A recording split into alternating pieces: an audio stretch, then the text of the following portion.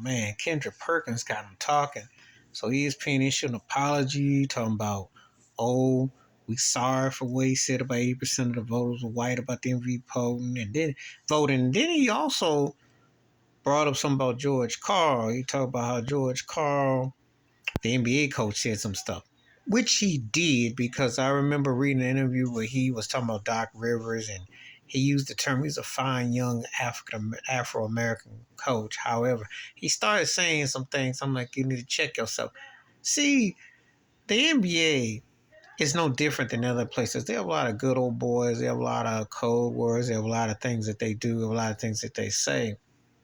And they have a tendency to put those things into play. And when they get called, when somebody like this comes out, Kendrick was fine when he was talking about Russell Westbrook or talking about slurping LeBron James or this. But when he brought up something that they could debate, what the heck is ESPN supposed to be about? And how does Charles Barkley's behind come all out trying to come at Kendrick Perkins? Getting all mad, talking about why they debate the MVP, why they talk about this. Because, see, the bottom line is it's a debate show. That's what sports analysts are supposed to do. They're supposed to tell you stuff that they suspect, their personal opinion, and then they're supposed to mix it like a gumbo and then bring it together as make it cohesive. But at the same time, they're supposed to have an opinion, not be on a plantation, not yes a boss. But that's what ESPN has done a lot of. They have a lot of slurping. So when you actually get someone who actually steps outside the box and says, well, how come Jokic is getting the MVP? What is the criteria? Really, what is it really? And he brought up a good point.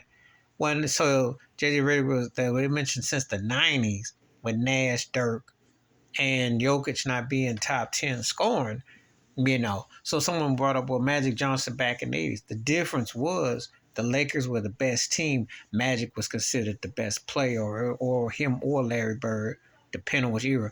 Or they were definitely title contenders. Nobody looked at Phoenix should have been something. Nash didn't do it.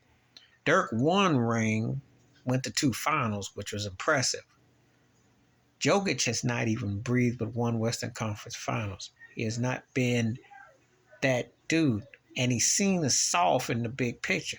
So you look at these situations, Kendrick Perkins is floating in some interesting charted territory because he got to be careful because of powers that be. They up there talking about they apologize. They ain't nothing to be apologizing for. There's nothing to apologize for. JJ Redick, this is funny. Redick said Steph Curry was better than Larry Bird, and he's entitled to his opinion. But he tried to make it sound like Larry Bird was going against cable utility men and sanitation workers when he was balling. That's the implication he gave. And he had black cats come out to defend Larry Bird. But Kendrick comes out and talks about the foreign white players. He gets backlash. Why is that? Well, I'll tell you something. They don't have no money on no American white player right now. They can't even tell you the last time they thought an American white player was worthy. But the foreign white player now is where the money's at.